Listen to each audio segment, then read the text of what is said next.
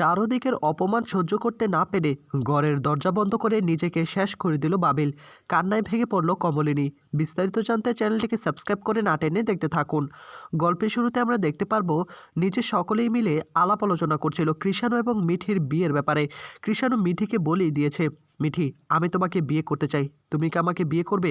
মিঠি কৃষাণুর দিকে তাকিয়ে বলে, তুমি বললেই তো আর হলো না, আমারও তো রাজি থাকা লাগবে, তাই না? তা তোমার বাড়ির লোক কি সবটা জানে নাকি?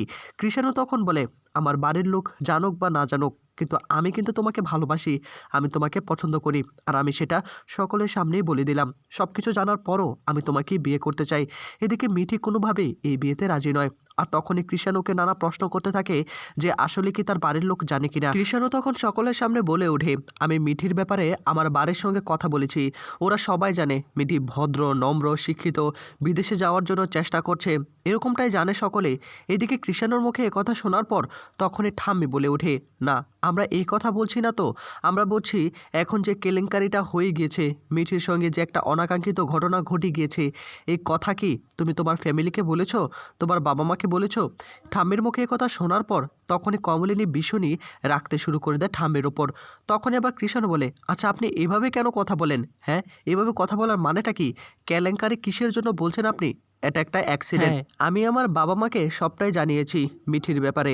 মিঠির সঙ্গে যে ঘটনাটা ঘটে গিয়েছে এটা যে কারোর সঙ্গেই হতে পারতো, আমার বোন থাকে, আমার বোনের সঙ্গেও হতে পারতো, কিন্তু এটা তো আমি সবটাই মেনে নিয়েছি, এটা একটা অ্যাক্সিডেন্ট, কিন্তু আপনারা এভাবে কেন কথা বলছেন?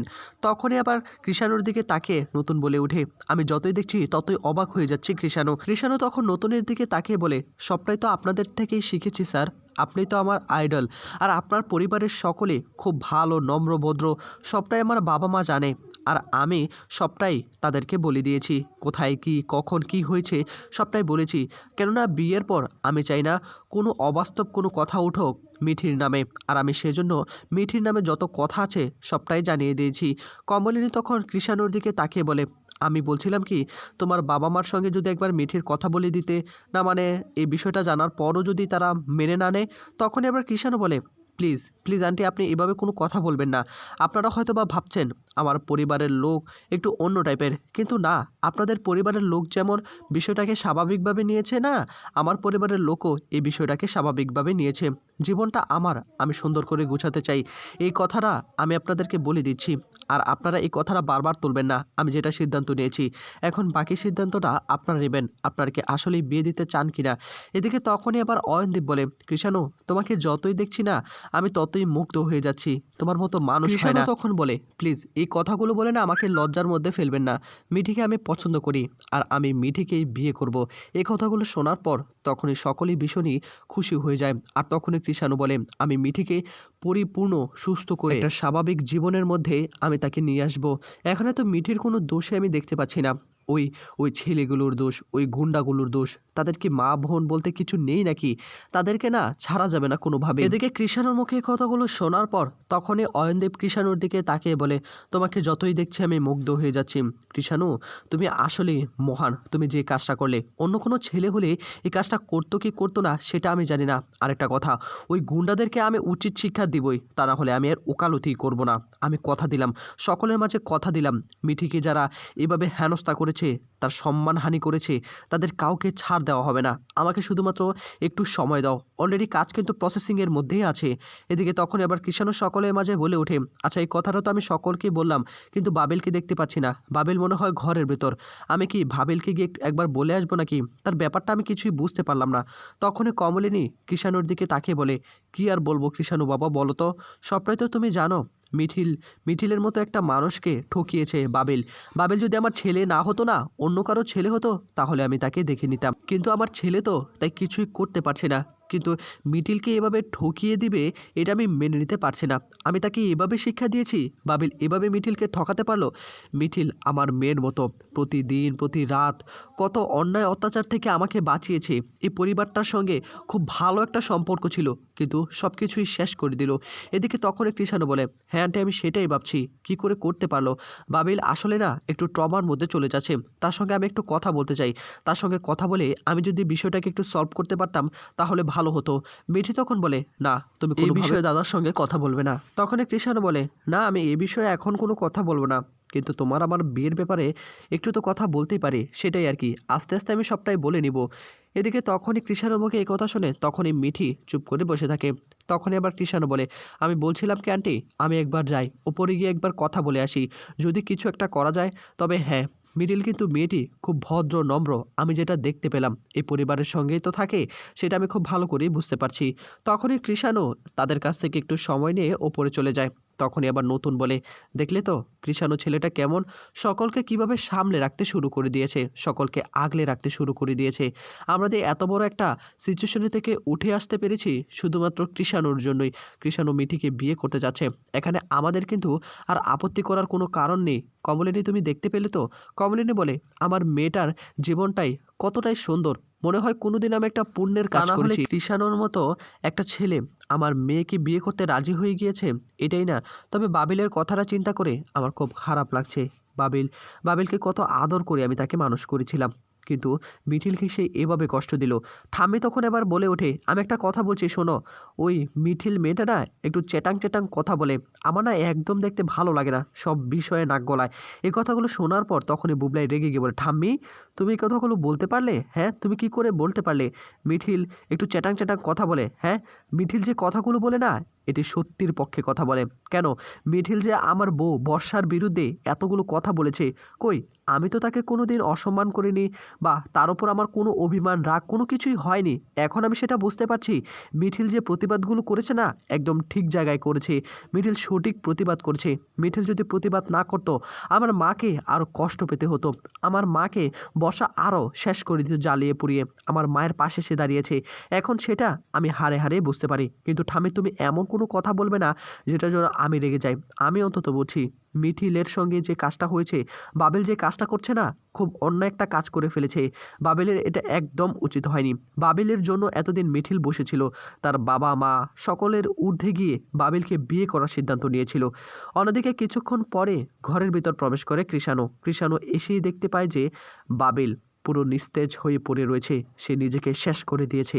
আর তখনই কৃষাণুর মাথায় আকাশ ভেঙে পড়ে। কৃষাণু এসেই তখন বাবিলকে ভালো করে দেখতে শুরু করে, কিন্তু বাবিলের ততক্ষণে আর জ্ঞান ফিরেনি, চোখ খুলেনি, কিন্তু একটু একটু করে শ্বাস নিচ্ছিল। তখনই কৃষাণু চিৎকার করে ওঠে, কে কোথায় আছো, সকলে চলে আসো। সকলে এসেই তখন হাউমাউ করে কান্নায় ভেঙে পড়ে। তখনই আবার কমলিনী বলে, তুই এভাবে আমাকে কেন কষ্ট দিচ্ছিস? আমি কি একটু সুখও পাবো না? আমি কি তোকে একটু শাসনও করতে পারবো না? একটু শাসনের কারণে তুই আজকে এরকম একটা সিদ্ধান্ত নিলি? কি করে করতে পারলে তুই এটা? কি করে করতে পারলে? ঠাম্মি তখন বলে, এই সব কিছু হয়েছে তোমার জন্য, এতটা শাসন না করলেও পারতে, এতটা শাসন তুমি কিসের জন্য করছো? তখনই আবার কৃষাণু বলে, আপনারা প্লিজ এভাবে কান্নাকাটি করবেন না, আমি সবটাই দেখে নিচ্ছি, ওকে এক্ষুনি ইমিডিয়েটলি হসপিটালে নিয়ে যেতে হবে। তখনই আবার নতুন বলে, আচ্ছা ও কি শ্বাস প্রশ্বাস নিচ্ছে তো নাকি? এদিকে তখনই আবার অয়নদীপ বলে, এই ছেলে মেয়েগুলো না কি করে কিছুই বুঝতে পারি না, বাবা মা একটু শাসন করেছে সেটাও নিতে পারে না, না নিতে পারে নিজেকেই শেষ করে দেবে। নিজেকে শেষ করে দিলে কি সব কিছু হয়ে যায় নাকি, সমাধান হয়ে যায় নাকি? এই জেনারেশনের ছেলেগুলোর অবস্থা খুবই খারাপ, আমি এটা কোনোভাবেই মেনে নিতে পারছি না। কমলিনী তো নিজের ছেলেকে এভাবে দেখে আর নিজেকে সামনে রাখতে পারছে না। কৃষাণু তখন বলে, ইমিডিয়েটলি আমাদেরকে নিতে হবে, অ্যাম্বুলেন্স আনার দরকার নেই, গাড়িতে করে ওকে আমার চেম্বারে নিয়ে যাব। তখনই কমলিনী কান্না করে কৃষাণুকে বলে, ও কৃষাণু, আমার ছেলেটা বাঁচবে তো? আমার ছেলেটা বেঁচে ফিরবে তো? কৃষাণু তখন বলে, আন্টি আমার উপর আপনি ভরসা রাখতে পারেন, আমি বাবিলের কিচ্ছু হতে দেব না, তবে ইমিডিয়েটলি ওকে একটু হসপিটালে নিয়ে যেতে হবে, এছাড়া তো আমি কিছু করতে পারবো না। কমলিনী বলে, আমার ছেলেটা যেন কিছু না হয়, আমার ছেলেটা খুব আদরের ছোট ছেলে আমার, আমি তাকে অনেক আদর করে মানুষ করেছি, আমার ছেলেটার কিছু হয়ে গেলে আমি আমি বাঁচতে পারবো না। এদিকে তখনই ঠাম্মি তখন বলে ওঠে, এভাবে কান্না করো না, আগে আগে উচিত ছিল না এভাবে শাসন না করা?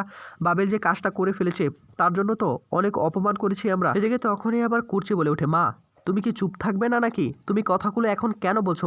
দেখছো ছেলেটার অবস্থা খারাপ, তার মধ্যে তুমি এইসব উল্টাপাল্টা কথা বলে আরও মাথাটাকে একদম শেষ করে দিয়েছো। কী রে, তোরা কিছু কর না, এভাবে কি বসে থাকবি নাকি? ওকে নিয়ে যেতে হবে তো। এদিকে তখনই আবার মিঠিও কান্নায় ভেঙে পড়ে, দাদা তুই এটা কী করলি? আমি এত বড় ট্রমা থেকে উঠে আসলাম, আমার জীবনে যে ঘটনা ঘটে গিয়েছে আমি নিজেকে শেষ করিনি, আর তুই সামান্য একটা জিনিসের জন্য নিজেকেই শেষ করে দিলি। এই কথাগুলো বলেই তখন বাবিলকে উঠানোর চেষ্টা করে, কিন্তু বাবিল তো কোনোভাবে উঠবে না। তখনই কুর্চি বলে, আচ্ছা তোমরা ওকে নিয়ে চলে যাও, আমি বরং একবার মিঠিলকে ফোন করে দেখি আসবে কিনা। এই বলেই তখন সকলেই মিলে ধরাধরি করে বাবিলকে হসপিটালের উদ্দেশ্যে নিয়ে যেতে শুরু করে। অন্যদিকে আমরা দেখতে পারবো যে মিঠিল তার চেম্বারে বসে তার পেশেন্টকে দেখছিল, কিন্তু মিঠিল তো আর জানে না এই ঘটনা যে বাবিল নিজেকে শেষ করে দিয়েছে। বাবিলকে হসপিটালে নিয়ে যায়, কিন্তু কমলিনী কোনোভাবেই যেতে পারছিল না। একটা ঘরের মধ্যে এসে বসে থাকে। কুর্চি তখন কমলিনীর পিছন করতে থাকে, আর তখনই কুর্চি এসে বলে, কি ব্যাপার বৌদি ভাই, তুমি যাবে না নাকি, এভাবে বসে থাকবে? কমলিনী বলে, অবশ্যই যাব, কিন্তু ছেলেটা কি করলো, এটা কি করলো আমি কিছুই বুঝতে পারছি না। আমার জীবনে কি একটু সুখ আসবে না? একের পর এক বিপদ আসতে চলেছে, আমি কি করব কিছুই বুঝতে পারছি না। তখন এবার কুর্চি বলে, আমি একবার মিঠিলকে ফোন করি।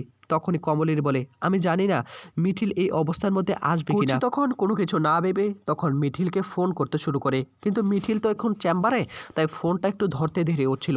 হঠাৎ করে চেম্বার শেষ করে বাড়িতে ফেরার পথে, আর তখনই ব্যাগ থেকে মোবাইলটা বের করে মিঠিল বলে, কি ব্যাপার পিসিমণি, কি হয়েছে? তখনই পিসিমণি সবটাই খুলে বলে, একটা অঘটন ঘটে গিয়েছে, বাবিল নিজেকে শেষ করে দিয়েছে।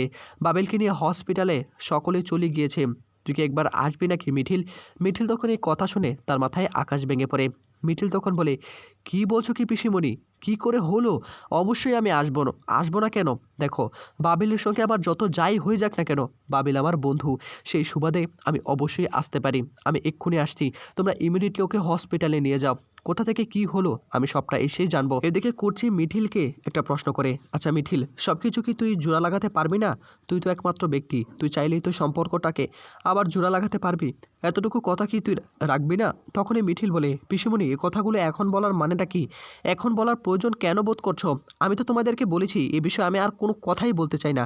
বাবেল তার সিদ্ধান্ত নিয়ে ফেলেছে, এখন এখন শুধুমাত্র তাকে বাঁচানোর পালা। তুমি ওকে হসপিটালে নিয়ে যাও, আমি হসপিটালে আসছি, ইমিডিয়েটলি আসছি। কিন্তু একটা কথা, যেহেতু তুমি বলেই ফেলেছো বাবিল তার নিজের জীবনটা বেছে নিয়েছে, অন্য একটি মেয়ে তার সন্তান জড়িত রয়েছে, আমি চাই না আমার জন্য ওই মেয়েটার মাতৃত্বটা নষ্ট হয়ে যাক। আমি আমার মতো করে জীবনটাকে সাজিয়ে নিব, হয়তো একটু কষ্ট হবে, কিন্তু আমি সবটাই মানিয়ে নিতে পারবো। আমিও তো একটা মেয়ে, তোমরা এটা নিয়ে চিন্তা করো না। কিন্তু তোমরা এতটুকু আমাকে রিকোয়েস্ট আর করবে না যেন আমি আবার বাবিলের জীবনে ফিরে আসি। এটা কোনোভাবেই সম্ভব নয়, এটা আমি কোনোভাবেই করতে পারবো না। আমার আমার মনটা কোনোভাবেই সায় দিবে না। এদিকে কমলিনী কান্নায় ভেঙে পড়ে। তখনই কমলিনী বলে, আচ্ছা মিঠিলের সঙ্গে আমি একবার কথা বলতে চাই। মিঠিলের সঙ্গে কথা বলতে তখন কুর্চির কাছ থেকে ফোনটা নিয়ে দেয় কমলিনী তখন মিঠিলের কাছে একটা আবদার রাখে, মিঠিল মা, তুই কি আমার কথাটা রাখবি না?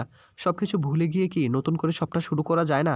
মিঠিল তখন কান্নায় ভেঙে পড়ে, প্লিজ কাকিমা, তুমি আমাকে এরকম কোনো রিকোয়েস্ট তুমি করবে না প্লিজ। এদিকে মিঠিল তখন বলে, আমি কি কোয়েলকে একবার ফোন করব?